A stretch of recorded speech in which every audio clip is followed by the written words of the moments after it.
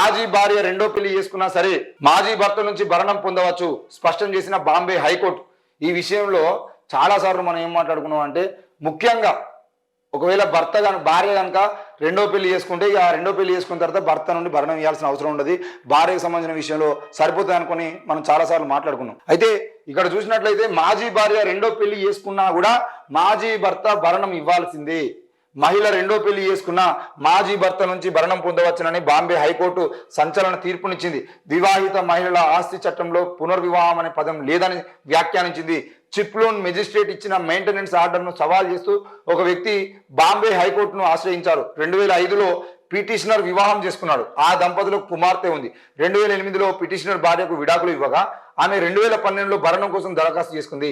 మహిళకు రూపాయలు 4,32,000 భరణం ఇవ్వాలని, దాన్ని 2 నెలల్లో చెల్లించాలని మెజిస్ట్రేట్ కోర్టు తీర్పునిచ్చింది. పిటిషనర్ అప్పీల్ను 2017లో రత్నగిరి సెషన్స్ కోర్టు కూడా కొట్టివేసింది. అంతేకాకుండా చెల్లించాల్సిన మొత్తాన్ని 9 లక్షలకు పెంచింది. ఇదిలా ఉండగా మహిళ 2018లో రెండో పెళ్లి చేసుకున్నది.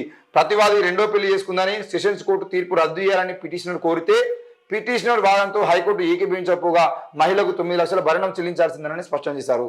ఇక్కడ తెలివిగా ఏం చేస్తున్నారంటే, ఆ అమ్మాయికి ఈ అబ్బాయికి 2008లో విడాకులు అయినాయి.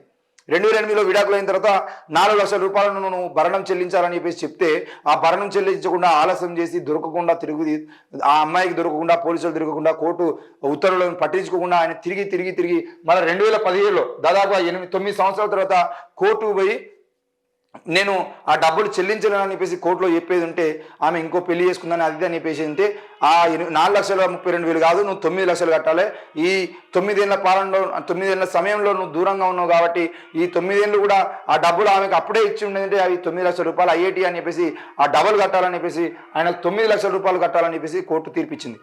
అయినా వెయిట్ చేసింది. ఎందుకు అంటే, చాలా మంది ఇక్కడ ఒక టెక్నికల్ ఇష్యూని బయట తీసుకొచ్చే ప్రయత్నం చేస్తున్నారో దాన్ని మనం ఆలోచిద్దాం. ఒక అమ్మాయి పెళ్లి చేసుకుని విడాకులు తీసుకున్న తర్వాత ఆ అమ్మాయి ఒంటరిగా ఉండాలని రూల్ లేదు. ఇప్పుడు ఆ విడాకులు తీసుకున్న సమయంలో ఆ అమ్మాయికి కావాల్సినటువంటి భరణాన్ని ఆ భర్త చెల్లించాలి.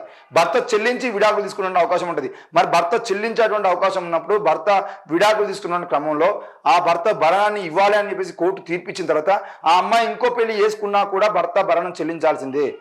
మరి భర్త భరణం చెల్లించకుండా ఆ అమ్మాయి ఇంకో పెళ్లి చేసుకున్నది, ఆ అమ్మాయి భర్త ఉద్యోగస్తులు, ఆ అమ్మాయి భర్తకు కోట్లాది రూపాయల ఆస్తులు ఉన్నాయని చెప్పేసి ఎన్ని చెప్పినా కూడా ఆమె పెళ్లి చేసుకోకముందు విడాకులైనాయి, ఆమె పెళ్లి చేసుకోకముందు తీర్పు ఇచ్చారు కాబట్టి ఆ భరణం చెల్లించాల్సిందని చెప్పేసి అయితే ముంబై హైకోర్టు తీర్పునియడం జరిగింది.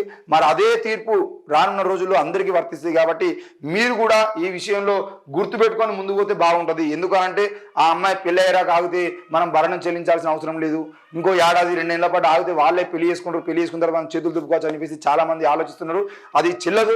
ఎట్టి పరిస్థితుల్లో భరణం చెల్లించాల్సిందే కాబట్టి మీరు భరణం చెల్లించి మీరు కూడా ఆ అమ్మాయిలాగా రెండో పెళ్లి చేసుకుంటే వెళ్ళిపోతాయి కదా. మీరెందుకు 15 ఏళ్ల పాటు ఆ అమ్మాయి పెళ్లి అయ్యాక ఆగితే భరణం చెల్లించకుండా ఉండొచ్చు అని చెప్పేసి ఆలోచనలోకి వెళ్తే అందరూ బయటపడాలి.